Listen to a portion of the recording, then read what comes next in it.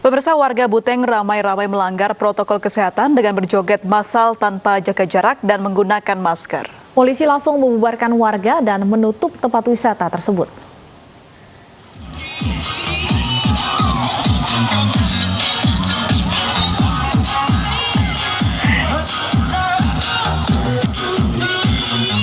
Warga yang berjoget di lokasi wisata Pantai Mutiara dan Danau Foto di Buteng, Sulawesi Utara ini viral di media sosial. Mereka berkerumun dan berjoget tanpa memperhatikan protokol kesehatan. Kerumunan massa di tempat wisata ini diduga tidak ada larangan dan pembatasan wisatawan sehingga mereka bebas berkumpul.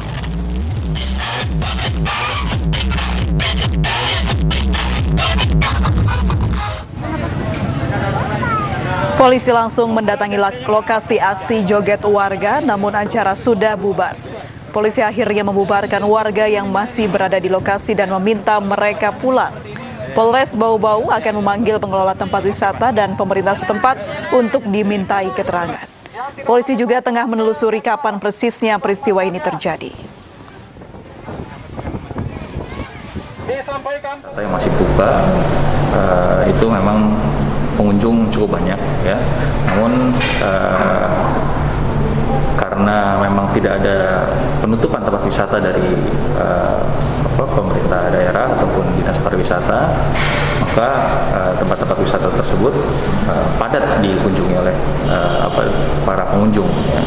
Dan langkah-langkah upaya yang dilakukan kemarin kita melakukan pengamanan kegiatan masyarakat tersebut, sekaligus dalam kegiatan tersebut selalu mengimbau untuk masyarakat tetap patuh protokol kesehatan. Bupati Bogor Ade Yasin inspeksi mendadak sejumlah kantor dinas pemerintah Kabupaten Bogor. Sebagian ASN masih menjalankan kerja secara virtual.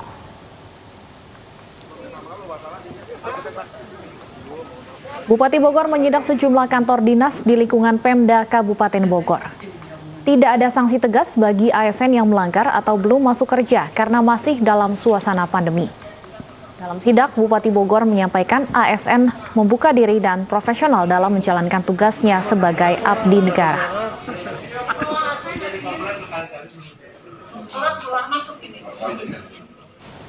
Dan untuk membahas masih banyaknya ASN yang tidak masuk di hari pertama setelah libur Lebaran dan langkah pemerintah Kota Bogor mengontrol penyebaran COVID-19 selama libur Lebaran, sudah bergabung bersama kami Bupati Bogor Ade Yasin. Selamat sore Ibu Ade. Selamat sore. Baik Ibu Ade, apa sanksi bagi ASN yang tidak masuk kerja usai libur Lebaran? Kalau tidak masuk kerja karena memang pandemi ini kami masih menerapkan WFH. Jadi 50% WFH itu tetap kita terapkan, tetapi absennya melalui Sherlock. Jadi gini, kami menetapkan 50%, yang 50%-nya lagi tetap bekerja di rumah atau work from home. Tetapi cara ngabsennya adalah selain absen yang seperti biasa, tetapi kami pun tugaskan kepada kepala dinas untuk melihat posisi pegawai yang tidak ngantor. Jadi mereka wajib mengabsen satu-satu berikut Sherlock ada di mana. Kalau tidak ada di rumah berarti ini mungkin mudik atau dan lain-lain. Tapi dari laporan yang tadi saya sempat apel pagi-pagi lalu saya sidak, dari beberapa laporan ternyata mereka tetap bekerja di rumah dan belum ada laporan yang mudik. Ya, sementara ini belum ada. Jadi saya belum menerapkan sanksi apa-apa karena belum ada yang ketahuan mudik. Baik, untuk bagaimana para ASN ini ditertibkan, apakah ada mungkin peraturan yang ditetapkan sebelum libur Lebaran ini, Bu Ade? Iya, peraturannya itu ketika libur pertama di hari Kamis, itu kami tugaskan para kepala dinas atau kepala SKPD untuk mengacak untuk mengabsen random. Jadi setiap hari ada saja yang diabsen oleh mereka, tidak hanya kepala dinas tetapi kecamatan. Jadi saya minta kepada para kepala SKPD agar setiap hari mengontrol pegawainya bergiliran. Jadi hari ini siapa, besok siapa, dan gitu. Jadi bisa jadi besoknya kembali ke yang awal gitu. Jadi kita random supaya kita tahu bahwa mereka ini ada di lokasi, tidak ada yang liburan.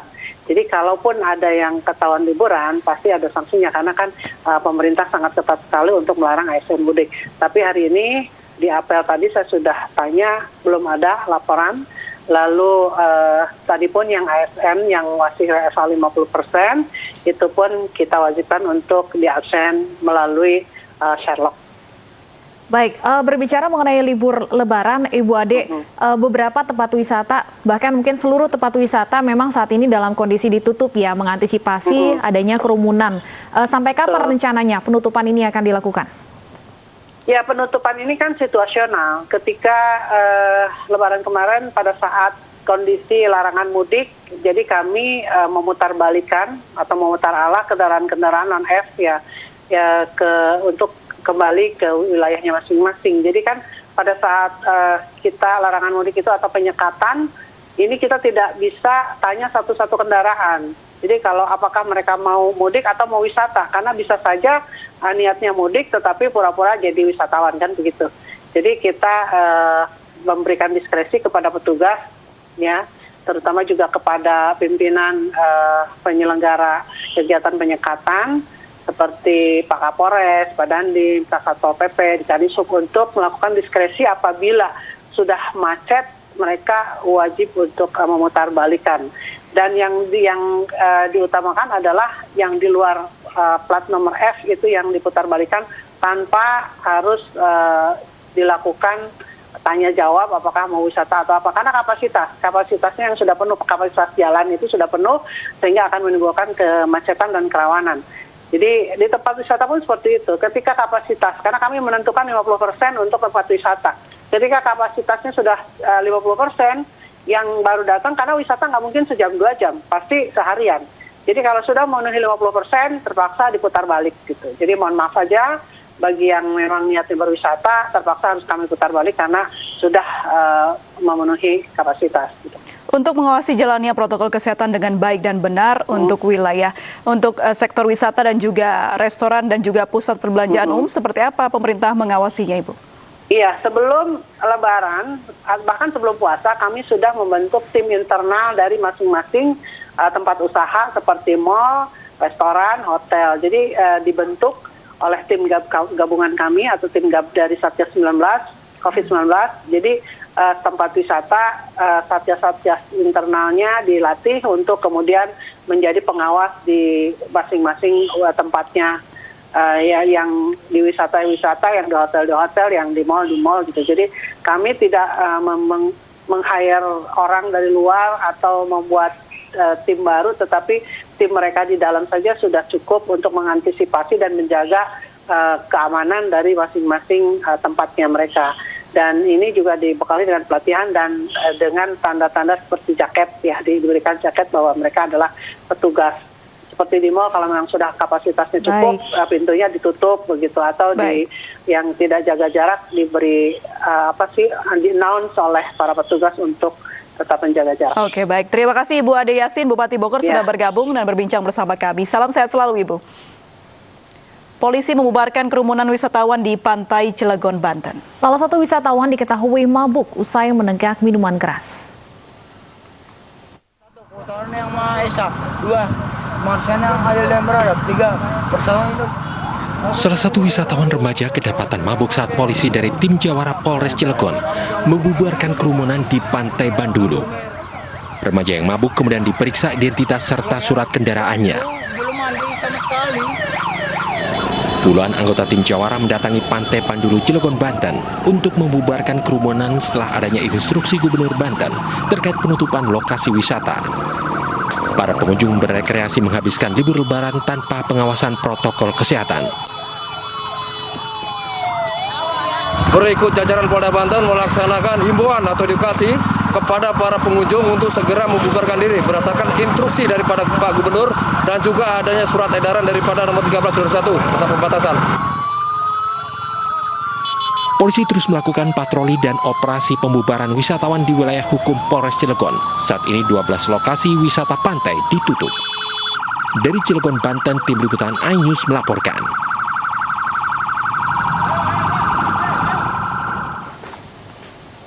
Sementara itu, pemirsa, baru tiba di ibu kota setelah mudik lebaran, 7 orang warga kedapatan reaktif COVID-19. Mereka diminta menjalani isolasi mandiri hingga hasil tes swab PCR keluar. Dari hasil pemeriksaan di sejumlah posko kesehatan yang menjadi lokasi tes swab antigen bagi para pemudik di Jakarta Timur, didapatkan 7 orang pemudik reaktif COVID-19. Mereka baru saja tiba dari kampung halaman usai mudik lebaran.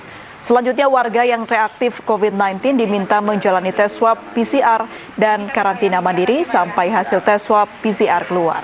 Dan bila hasilnya positif COVID-19, mereka akan dirujuk ke RSDC Wisma Atlet untuk menjalani perawatan.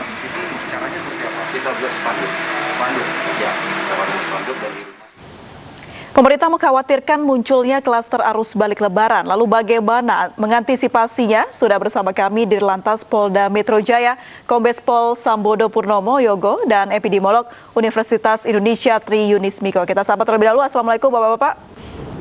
Waalaikumsalam warahmatullahi wabarakatuh. Selamat sore. Baik, Pak Sambodo, seperti apa kabar penyekatan yang ada di titik-titik penyekatan saat ini? Ya, hari ini adalah hari kedua, sebetulnya bukan penyekatan, Mbak ya. Jadi kami tidak menyekat orang masuk ke Jakarta.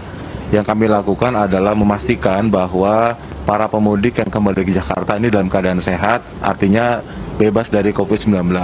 Itulah sebabnya kemudian kami membangun posko-posko pemeriksaan daripada swab antigen, baik di pintu-pintu masuk Jakarta, ada 12 titik di pintu masuk Jakarta, baik di jalan tol maupun arteri serta terminal, serta ada posko-posko swab antigen di polsek-polsek, kampung tangguh, pos PPKM Mikro dan sebagainya. Ini adalah untuk memastikan bahwa para pemudik yang telah kembali ke Jakarta ini dalam keadaan sehat. Kemudian untuk di Polda Metro Jaya sendiri, untuk pos pemeriksaan swab antigen yang ada di arteri maupun di tol, hari pertama kemarin ada 2.940 orang yang kita periksa, dengan hasil ada 6 orang yang positif. Saat ini saya berada di kilometer 34B di Cikampek arah Jakarta. Di sini juga adalah salah satu pos dari pemeriksaan swab antigen ini. Dari sejak pagi sampai tadi break pertama di jam 12 untuk istirahat makan, maka ada 515 yang sudah kami periksa dan semuanya negatif, artinya belum ada yang positif. Demikian, Mbak. Pak Sambodo, kami konfirmasi kembali, untuk arus balik ini bukan penyekatan, tapi pemeriksaan, begitu?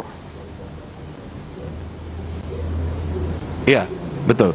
Kami tidak menyekat orang kembali ke Jakarta, karena kan dia harus kembali ke, mungkin kerjanya di Jakarta, rumahnya di Jakarta. Tetapi kami memastikan bahwa pemudik yang kembali ke Jakarta ini bebas COVID-19. Berarti jika memiliki surat bebas COVID-19, pemudik ini boleh masuk ke Jakarta, begitu ya Pak Sambodo ya? Iya, kita periksa di sini. Artinya kalau dia tidak memiliki surat, maka kita akan laksanakan pemeriksaan antigen secara random sampling, Mbak. Kalau dia ternyata hasilnya negatif, dia silakan untuk melanjutkan perjalanan. Baik, saya ingin ke Pak Miko. Pak Miko, apa yang harus kita antisipasi dari arus balik lebaran ini? Ya, jadi migrasi itu berhubungan dengan penyebaran. Tadi kalau mudik itu penyebaran dari kota ke kota, sekarang arus balik adalah penyebaran berbaurnya dari desa begitu ke kota kembali begitu. Itu mudik ya, atau migrasi atau mobilitas berhubungan dengan penyebaran virusnya, baik itu virusnya atau varian-varian baru yang kemudian kita nggak tahu di mana dia varian baru itu. Kemudian kalau kerumunan itu berhubungan dengan penularan ya, COVID-19. Jadi penularannya banyak kerumunan yang terjadi di tempat-tempat wisata, di Pantai Ancol, kemudian di Taman Mini, kemudian di Anyer, dan semua kerumunan itu akan menyebabkan penularan COVID-19. Basic reproduction rate-nya akan bertambah pada kerumunan yang banyak. Karena kerumunan itu sebenarnya basic reproduction rate sama dengan beta kali C kali D. Beta adalah probabilitas orang yang positif, kemudian C adalah kerumunannya, D adalah duration of infectivity atau illness. Jadi menurut saya sekarang Indonesia sudah komplit, menyebar sudah kemana-mana, kerumunan juga di mana-mana. Jadi beda dengan di Malaysia, saya sangat iri dengan Malaysia dan Singapura. Begitu Lebaran sebelum Lebaran sudah lockdown. Juga Singapura begitu, sebelum Lebaran dia sudah lockdown.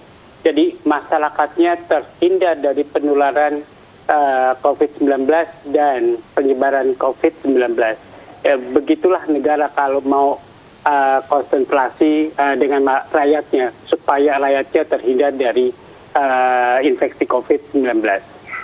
Baik, Pak Sambodo, seperti apa mekanismenya di tengah arus balik yang mungkin nanti terjadi kepadatan kendaraan begitu? Seperti apa mekanisme polisi untuk mengecek protokol kesehatan dan surat-surat yang dibawa oleh masing-masing pemudik? Namun jangan dijawab terlebih dahulu, tetap bersama kami pemirsa di iNews Sore.